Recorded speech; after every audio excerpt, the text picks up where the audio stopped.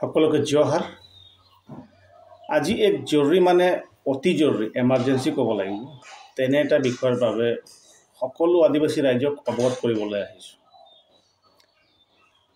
মই আজিৰ পৰা প্ৰায় 1.5 বছৰ আগতে কথা এটা জানিবলৈ পাইছিলোঁ যে চাহ জনজাতি সকলৰ একাংশ নেতৃত্বই এটা চাহ জনজাতি সকলৰ বাবে কথিত ভাষা তৈয়াৰ কৰিছে আৰু সেইটো সত্য প্ৰমাণিত হ'ল কাৰণ কিছুদিন আগত চাহ জনজাতি ছাত্ৰ সন্থাই যোৰহাট জিলাত অনুষ্ঠিত কৰা এটি সভাত বিষয়টোৰ ওপৰত আলোচনাৰ সম্পৰ্কে ওলোৱা এক সংবাদ মাধ্যমৰ জৰিয়তে বিষয়টো স্পষ্ট হৈছে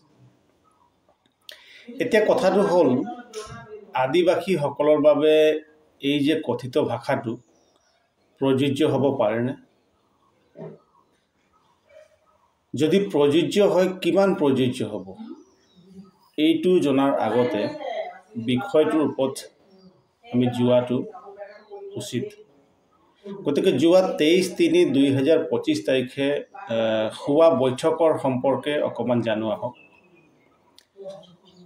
এই তাৰিখে আদিবাসী শান্তি চুক্তিৰ দফা 9 সম্পৰ্কে 23/3/2025 তাৰিখে গুৱাহাটীত আদিবাসী সাহিত্য সভা আৰু আদিবাসী সম্প্ৰদায়ৰ কেইটামান সাহিত্য সভাৰ বিষয়ববীয়াৰ উপস্থিতিত আলোচনাৰ পাছত লোৱা সিদ্ধান্ত আৰু এই সিদ্ধান্তৰ পিছতে আদিবাসী সাহিত্য সভাই কি পদক্ষেপ লয় সিদ্ধান্তসমূহ এনে ধৰণৰ আছিল 1 নম্বৰত আছিল অসম চৰকাৰৰ যিবিলাক বিদ্যালয় আছে সেই বিদ্যালয়সমূহত প্ৰথম পৰ্যায়ৰ পাঠ্যক্ৰমত পাঠদান আদিবাসী জনবসতি বহুল এলেকাত আদিবাসী শান্তি চুক্তি 9.1 আৰু 9.2 ৰ মতে যিবিলাক এনাক্স 1 বা এনাক্স 2 থকা যিবিলাক আদিবাসী সম্প্ৰদায় আৰু জাতি লগতে কুৰ্মালী আদিবাসী সম্প্ৰদায়ৰ যিটো মাতৃভাষা আছে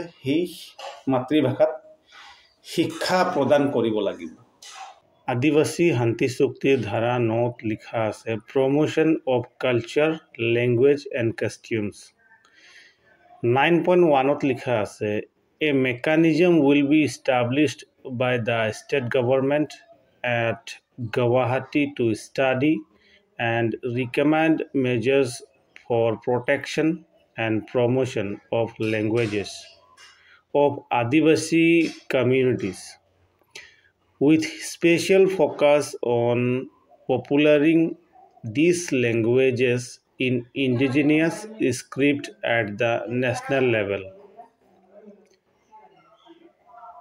9.2 লিখা আছে the government of Assam will be take necessary measures under the national education policy to introduce and promote languages Adivasi languages in schools in the Adivasi inhabited areas in addition to the exciting Assamese language and employ suitable teachers knowing Adivasi languages exciting vacancies of such teachers will be filled up on priority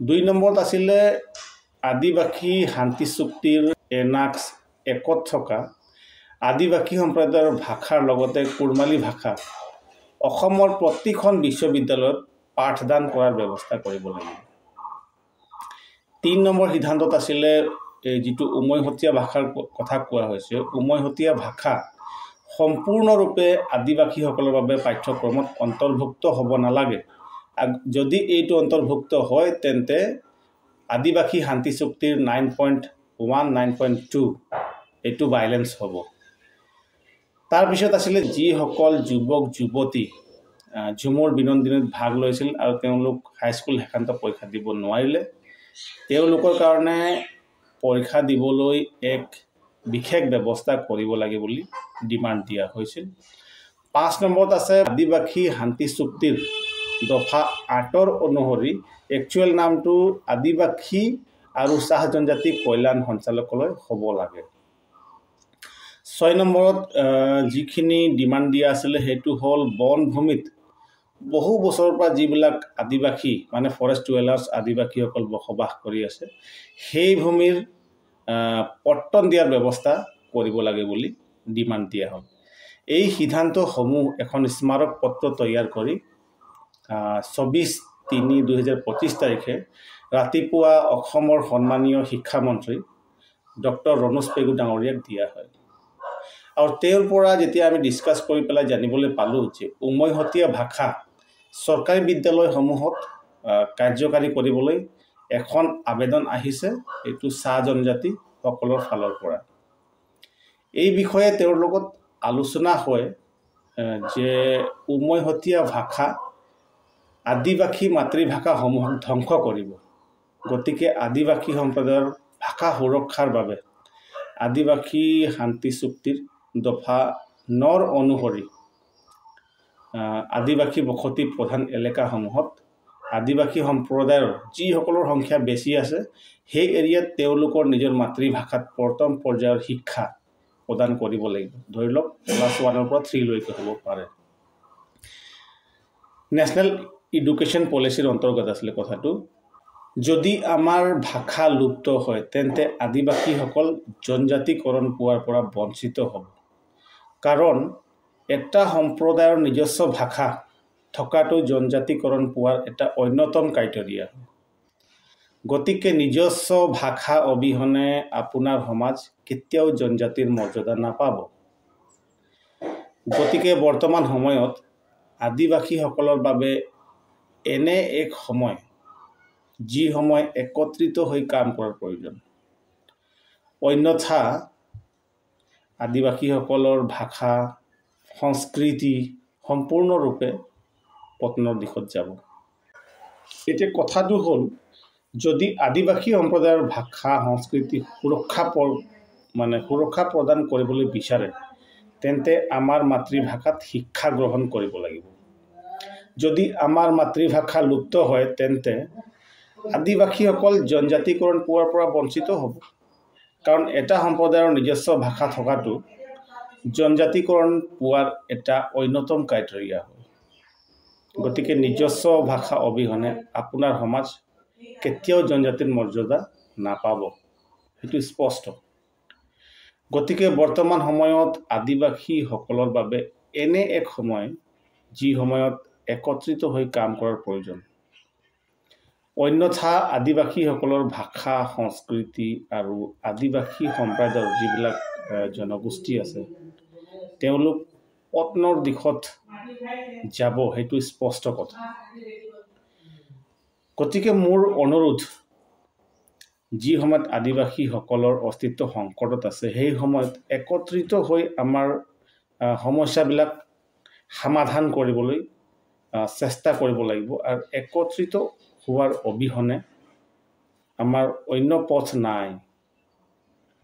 গতিকে মই ভাবোঁ আদিবাসীসকলৰ যিমান সম্প্ৰদায় আছে সকলোকে আহক আৰু এটা ঠাইত মিটিং কৰি আমাৰ যিখিনি সমস্যা আছে সেই সমস্যা চৰকাৰৰ আগত উপস্থাপন কৰি আমাৰ সমস্যাসমূহ সমাধান কৰিব লাগে আৰু জাতিৰ উন্নয়ন হ'ব লাগিব।